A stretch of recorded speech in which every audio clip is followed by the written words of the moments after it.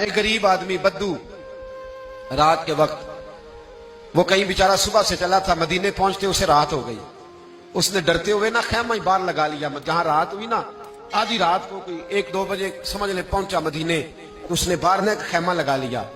بیوی اس کی امید سے تھی، بچے کی ولادت کا وقت قریب آ گیا، بیمار ہو گئی، اس نے خیمہ لگایا. بیوی اندر ہے. حضرت عمر فاروق گشت پہ تھے رات کو، ساتھ ایک غلام تھا. حضرت عمر فاروق رضی اللہ تعالیٰ عنہ کہنے لگے وہ آگ جل رہی ہے تھوڑی سی، پتہ کرو کون ہے. تو آپ کا غلام پتہ کرنے گیا تو بدو نے ڈانٹ دیا، کہنے لگے جاؤ تمہیں کیوں بتاؤں. حضرت عمر خود گئے، کہنے لگے مسافر بھائی بتا تو صحیح. کہنے لگا جی چھوڑے، میں آپ کو کیوں بتاؤں، میں کون ہوں، کیسے آیا ہوں. فرمایا خیمے کے اندر سے کراہنے کی آواز آتی، کوئی درد سے چیخ رہا ہے، بتا ہمیں بات کیا ہے.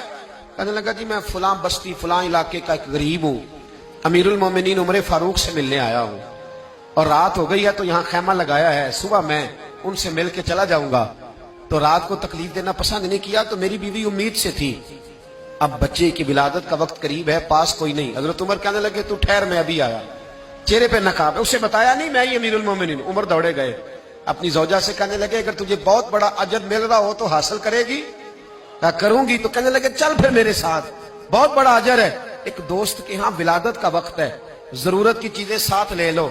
اس عورت نے تھوڑے دانے لے لیے، گھی لے لیا. حضرت عمر سے کہنے لگی لکڑیاں اکٹھی کر لیں. امیر المومنین کونسلر کی بات نہیں بتا رہا آپ کو، میں آپ کو ایم پی اے کی بات نہیں بتا رہا، ایم این اے کی بات نہیں بتا رہا، جو 10 گاؤں کو ملا کے چیئرمین بنا اس کی بات نہیں بتا رہا.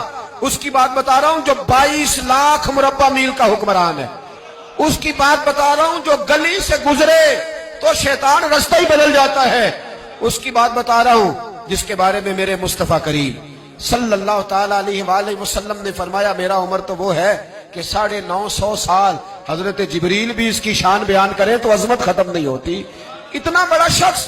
حضرت عمر نے لکڑیاں اکٹھی کی، اینٹوں کا روڑے لے کے چولہا بنایا، پہنچ گئے. آپ کی زوجہ کہنے لگی یہ تھوڑے دانے ڈالنے، گھی ڈالنے اور ایک لکڑی لے کے اس کو ہلائیں، تیار کریں. خود زوجہ اندر چلی گئی. حضرت عمر بار پکانے لگے. وہ بدو کہتا ہے میں اس طرح کا ان کے ساتھ بہیو کرنے لگا جیسے کو کسی چوکیدار کے ساتھ نہیں کرتا. میں نے سمجھا جی عمر نے چوکیدار رکھے آنے جانے والے مہمانوں کا. میں کبھی پانی کا پیالہ مانگتا، کبھی کوئی بات، عمر دوڑے جاتے، کبھی پانی لاتے. او مسلمانوں، او میرے رسول کے غلام عزیزو، حضرت عمر فاروق. وہ غلام کہتا ہے میں عمر سے کہتا، میں کہتا غلام پانی لا تو عمر دوڑ کے پانی لاتے. میں کہتا تجھے گھی پکانا بھی آتا ہے، پہلے بھی کبھی پکایا ہے؟ تو عمر فرماتے کوشش تو کر رہا ہوں. میں کہتا پہلے بھی کبھی تیری بیوی نے یہ کام کیا ہے؟ تو حضرت عمر کہنے لگے مجھے یاد نہیں، پوچھ کے بتاؤں گا. کہتے ہیں کیا رنگ تھا، کیا انداز تھا، کیا مصطفیٰ کی تربیت تھی، کیا انداز حضور نے سکھائے غلاموں کو. یہ کس طرح کا امیر ہے کہ یہ ہنڈیا پکا رہا ہے، پھونکے مار رہا ہے ایک غریب کے لیے، دیہاتی کے لیے جسے جانتے بھی نہیں. اندر اس شخص کی بیوی کے ہاں بیٹا پیدا ہوا تو حضرت عمر کی بیوی اندر سے بول کے کہنے لگی امیر المومنین مبارک ہو، آپ کے دوست کے ہاں بیٹا پیدا ہوا ہے. جب کہا نا امیر المومنین مبارک ہو تو وہ شخص کہتا ہے میرے ہاتھ کانپنے لگے اور میں اس طرح دوڑا کہ میری پگڑی گر گئی. میں دوڑا تو عمر نے بلایا، کہا کدھر جاتے ہو؟ کہنے لگا آپ امیر المومنین ہیں، آپ امیر المومنین، آپ عمر ہیں. کیسر و کسرا جس کے نام سے کانپے آپ وہ ہیں، جسے مصطفیٰ نے دعا مانگ کے اللہ سے مانگا وہ والے عمر ہیں آپ، جس کے لیے علی المرتضیٰ فرماتے ہیں میں روز دعا کرتا ہوں وہ والے عمر ہیں، جس کے بارے میں ابو بکر صدیق نے فرمایا تھا کہ میں اللہ سے کہوں گا مولا جو تیرے محبوب کی امت کے حق میں سب سے بہتر تھا میں اسے خلیفہ بنا کے وہ والے عمر ہیں.